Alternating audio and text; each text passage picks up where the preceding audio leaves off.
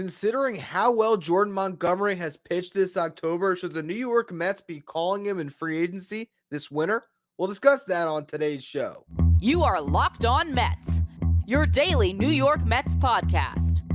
Part of the Locked On Podcast Network, your team every day.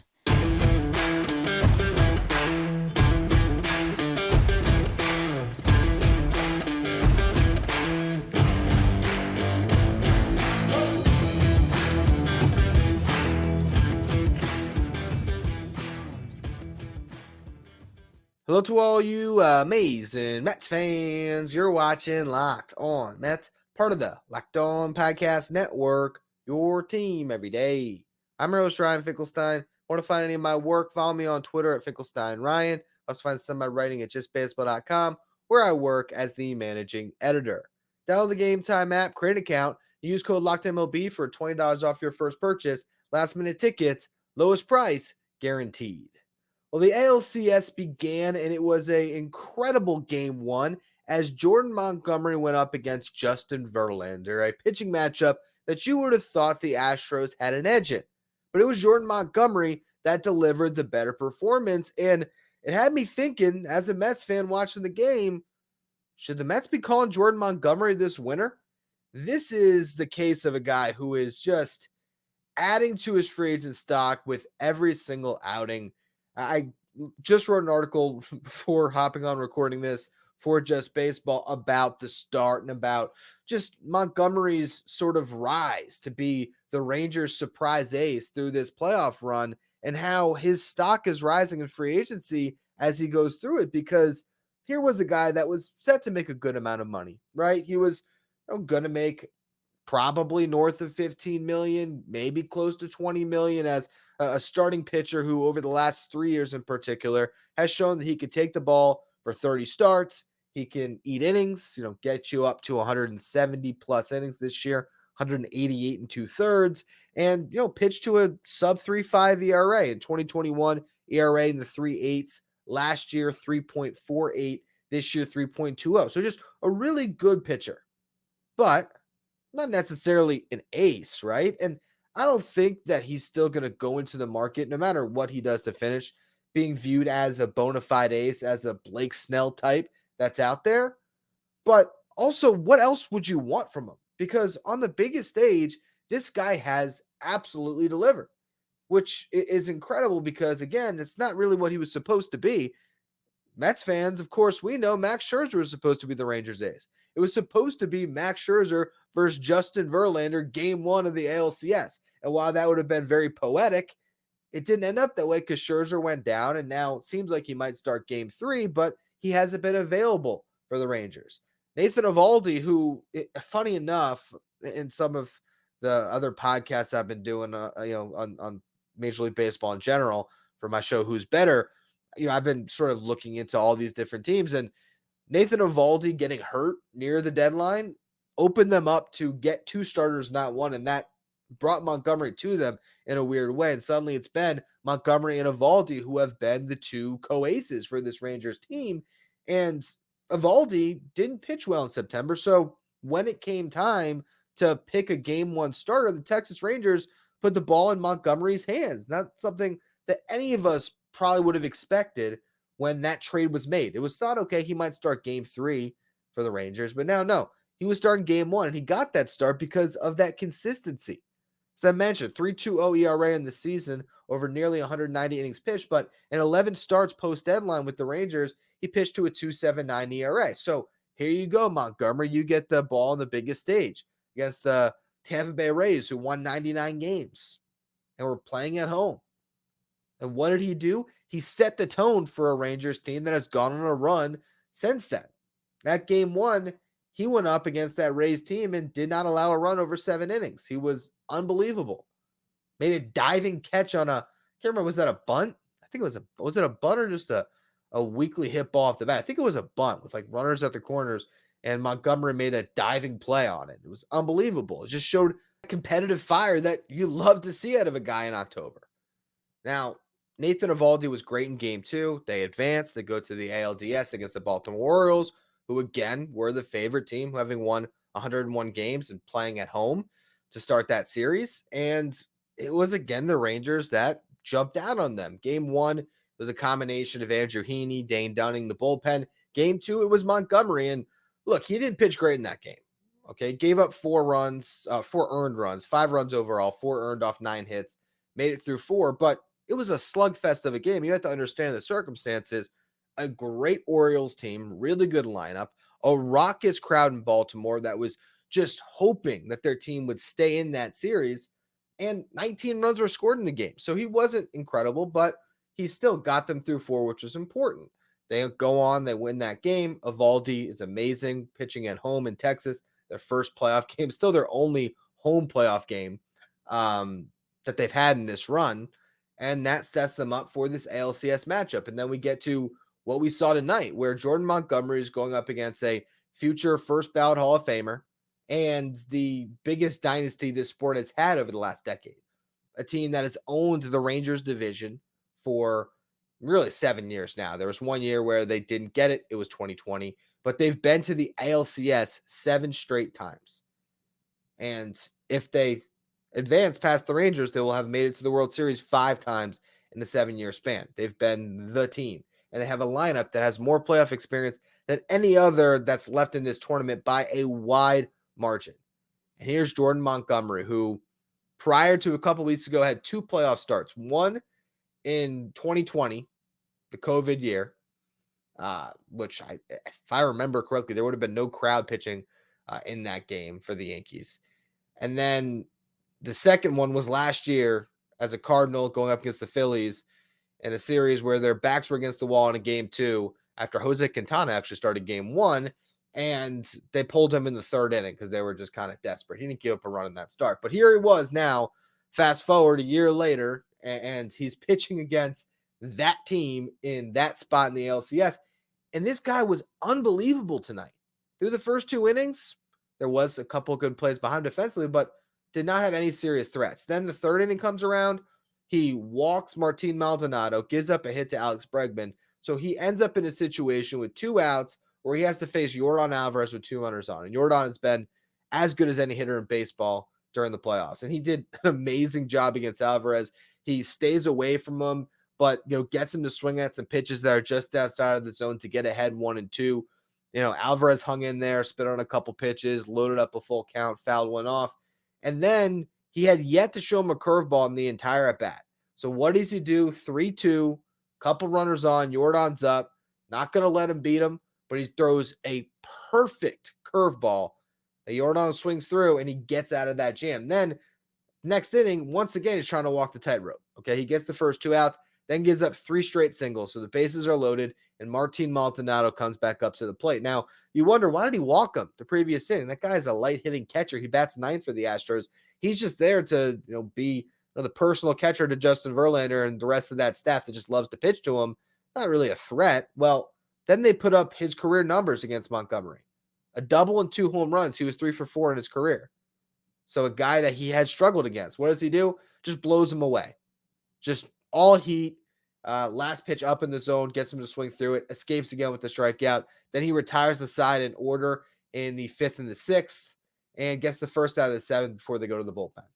So now you're looking at him through 3 postseason starts, a 2.08 ERA, and 17 1/3 innings pitched. And tonight, it was 6 1/3 scoreless, allowed 5 hits, no runs, 6 strikeouts, 1 walk, 90 pitches, 60 of them were strikes. From what I've seen so far, outside of Yoshinobu Yamamoto, I don't know if there's a free agent starter I want more than Jordan Montgomery, and I'll explain why next. First, though, today's episode is brought to you by Gametime. I don't know about you guys, but I am a big-time basketball fan, and the NBA season is here. I live in South Florida, so I'll be honest, guys, I'm a Heat fan, but I know there's a lot of Knicks fans, Nets fans out there that are listening to this show. If you want to go to a game and you're struggling to get tickets last minute, you need to go to Gametime because it's the fast and easy way to buy tickets for all the sports, music, comedy, and theater near you. And you're not going to find any better deals on last minute tickets with their best price guarantee. So you don't have to stress about the tickets. You know that you're going to get the best price out there with their Gametime guarantee, where if you find tickets in the same section or row for less, Gametime will credit you 110% of the difference.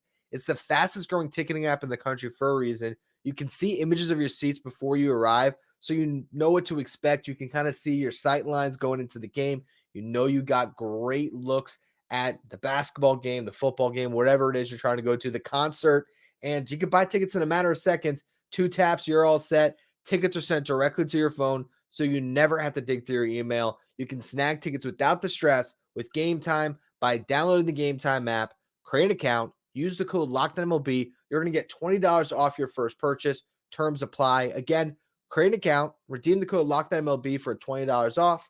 Download Gametime today. Last minute tickets, lowest price, guaranteed.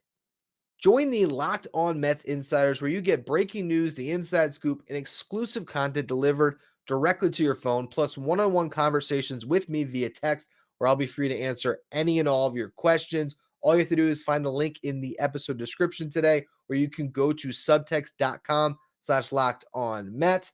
And a special thing to look forward to if you join today, I'm going to send out a subtext at 2 o'clock where I'm going to power rank the top starting pitchers as it relates to the New York Mets, guys that I would like to see the Mets sign in free agency. We're going to get into that a little bit today, but that text will be a little bit more in depth with a longer list of names than the top of the market that we're going to discuss today. But let's go over that top of the market. And Blake Snell is clearly the top free agent starting pitcher. He's going to win the second Cy Young. He's coming off a year where he pitched to a 2.25 ERA, made 32 starts for the Padres, pitched 180 innings, was unbelievable, right?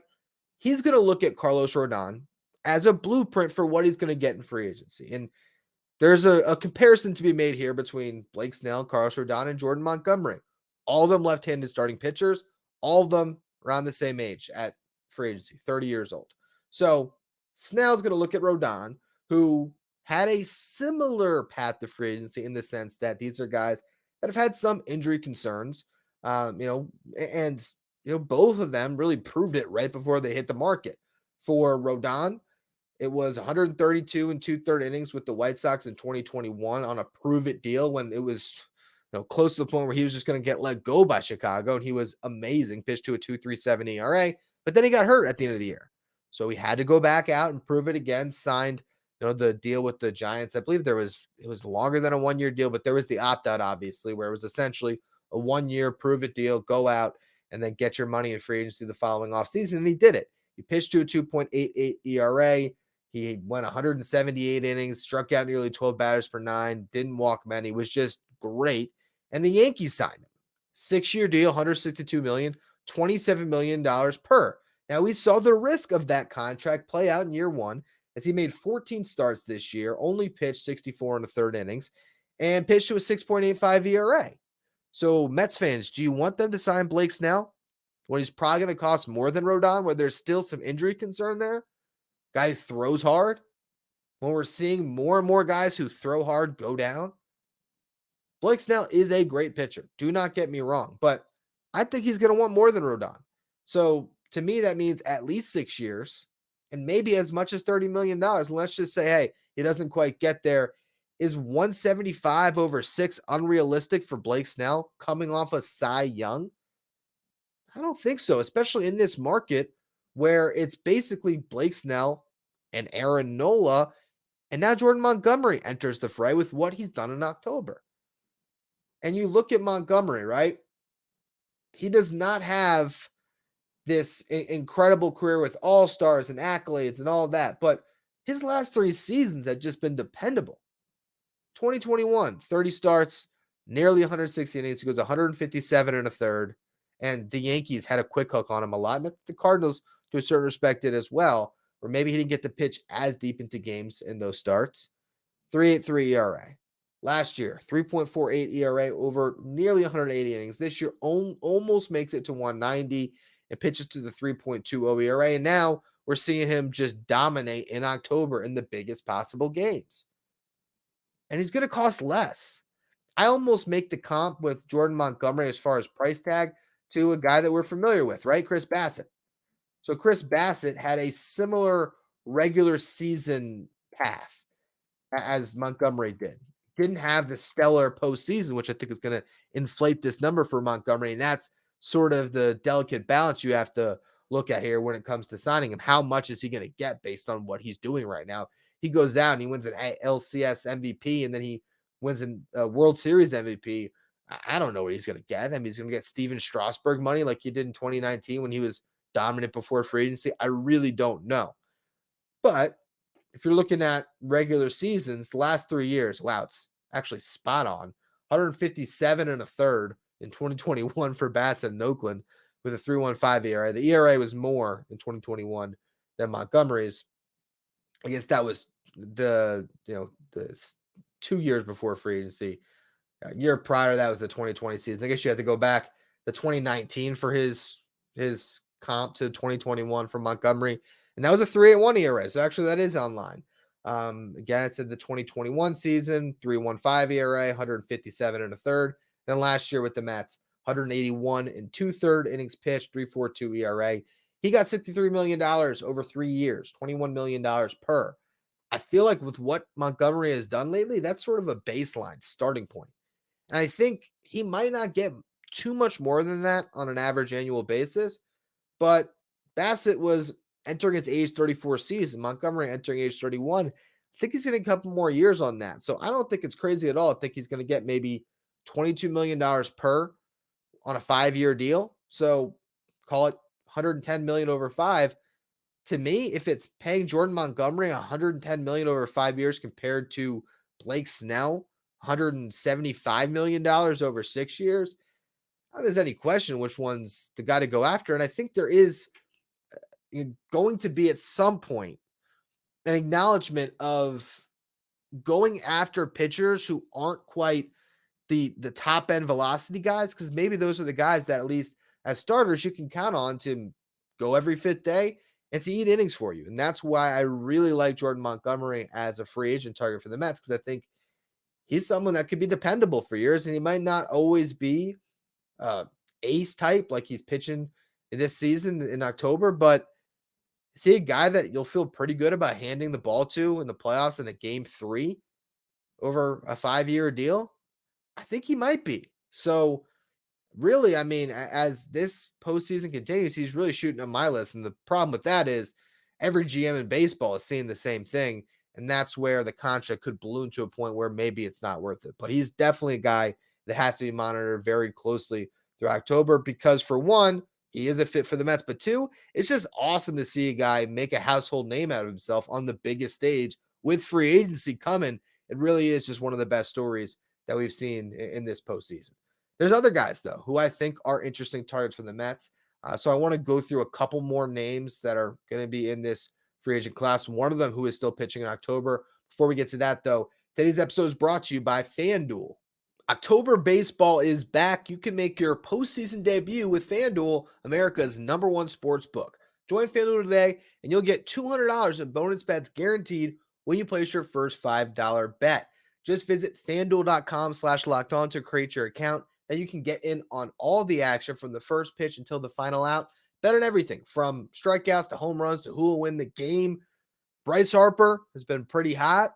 You think he's going to homer in the NLCS matchup against the Arizona Diamondbacks? That crowd in Philadelphia is ridiculous. As much as it's not fun to watch as a Mets fan, seeing them beat up on teams, I don't know. I feel like a lot of runs are going to be scored in that game. So maybe take the over tonight. Or, again, you could bet on individual players who might have success hitting home runs. You could bet on strikeouts if you want to look towards Zach Wheeler. I believe he'll be making the first start for the Phillies. Maybe he's going to hit the over on strikeouts against the Diamondbacks. And if you don't want to wait until the end of the game to cash in, you can just predict what will happen in the next at bat with quick bets. So head on over to FanDuel.com/lockedon right now to step up to the plate this postseason with $200 in bonus bets guaranteed. Make every moment more with FanDuel, an official sports betting partner of Major League Baseball. Now, I alluded to it last segment. There's still a guy pitching in October who is an interesting free agent target for the Mets. It's a guy that comes into division, Aaron Nola. Aaron Nola will hit the market, and he's one of the best arms available. And I'll tell you what this guy has done in his career is pretty remarkable. Count them off. 1, 2, 3, 4, 5. 200 strikeout seasons for this guy. The lone exception over the last 6 years is the 2020 campaign where he still struck out 96 in 12 starts. So it was clearly on pace to do it again if that was a full season. And you look at the ERAs, and they're a little bit inflated for Aaron Nola throughout his career. This year, he pitched to a 4.46 ERA, gave up a lot of home runs. Last year, it was a 3.25 ERA. The year prior, 2021, it was a 4.63 ERA. But for his career, he's sitting at a 3.72 ERA, and he eats innings more than pretty much any starter that's going to be on the market, sitting at a little over 1,400 career innings pitched. That's not counting the postseason where he's adding on more right now, which would be a little bit concerning, just the mileage on his arm. But he's falling into that range of guys that doesn't top out at 97, 98. He lives in the lower to mid 90s. And I do think, again, there's going to be a premium, or if not a premium, maybe just a focus that's going to start to get drawn to some of these guys as maybe the arms to target who won't be as susceptible to injuries. Now, that's just me speculating, and that's not necessarily based on anything solid just yet. Maybe it's just my own personal mindset on what I would go after. But and I look at like the Mets signing Jose Quintana, and it's funny because he actually missed the start of the season, but it was a rib injury. I just feel like that type of pitcher is going to start to get more value. The guys that can get outs without topping out. And obviously, Quintana is a little bit of an older test case, but Aaron Nola, it's going to be fascinating to see what happens to him in free agency. I don't think it's necessarily a fit because, for one, I don't know if he's going to go from Philly to the Mets. Two, for some reason, in picturing him actually going to the team he's about to pitch against, which is the Diamondbacks, because he just feels like the type of free agent they go after. I picture Zach Greinke, Madison Bumgarner at that stage of their career where they were set to get the big contract, and maybe their team that they established their name with isn't going to give it to them. I just see him ending up in Arizona and actually getting some really inflated stats in that ballpark over the next couple of years. But he's obviously interesting. He's a guy that you can hand the ball to in a playoff game. And I think that's the sort of ballpark I was looking for when I was going through all these guys. That was, the expectation I was trying to set in my head of, all right, who can the Mets target? Who would get to the point where if the Mets aren't a wild card round next year, you're happy if they're taking the ball in a game 1, 2, or 3. And Nola fit that bill. Montgomery fit that bill. Snell fit that bill. But I think price on Nola and Snell might be a little bit more than it's worth compared to a Montgomery. I also love Yoshinobu Yamamoto as an option for the Mets. And that's still, I think, the target that should get most of their attention. But we'll see. A couple other guys just to note. Sonny Gray.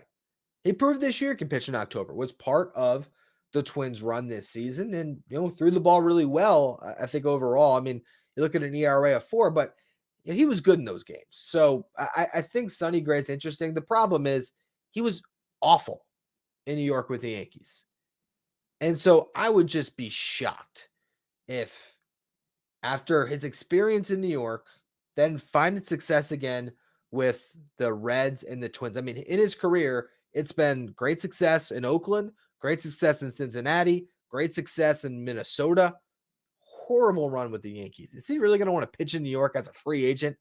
Just don't see it. So now you knock him off the list. And that's where you understand how thin this free agent class really is if you're trying to add impact starting pitching. So if you're laying out a blueprint, Yamamoto and Montgomery, that might be the perfect 1-2 punch the Mets could add if they're serious about trying to make the playoffs next year. I also think there's a good chance they'll go out and make a trade.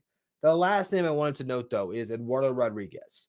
Now, what fascinates me about Erod is, for one, he had a good season. 3.30 ERA, pitched 152 and 2/3 innings pitched.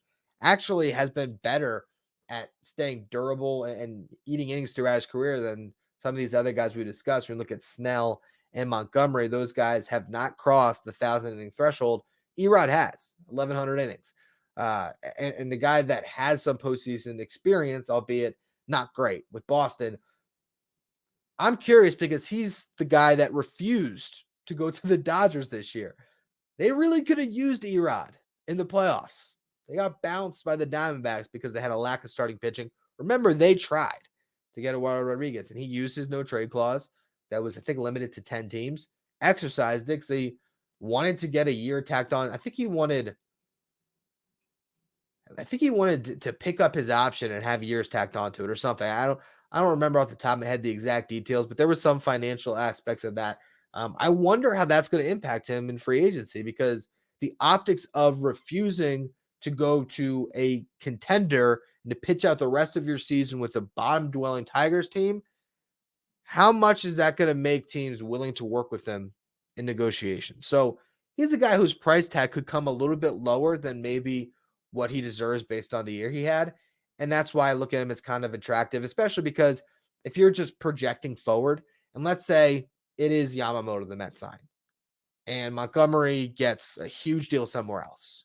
If you can settle on Erod and he's your number 3 in a rotation with Senga, Yamamoto, I think that would be a nice middle ground to find. So he was just an interesting name to note. I should also say that Marcus Stroman is technically a starting pitcher that will be available in free agency, who would be good enough to start a playoff game, but I just don't think that reunion is ever going to happen. So I'll leave you on that one. It's going to be all for today's show. If you want to see that list, the power ranking of the starting pitchers on this in this market, I'm going to go to top 15. So more names that I mentioned on today's show. Join the Locked On Mets Insiders, where you get breaking news, the inside scoop, and exclusive content delivered directly to your phone with one-on-one conversation with me via text by going to subtext.com/LockedOnMets or by clicking the link in today's episode description. Make sure you follow me on Twitter at Finkelstein Ryan, the show at Locked On Mets. Thank you for making Locked On Mets your first listen every day. And for the rest of this week, I think I'll end the show the same way. Go Diamondbacks.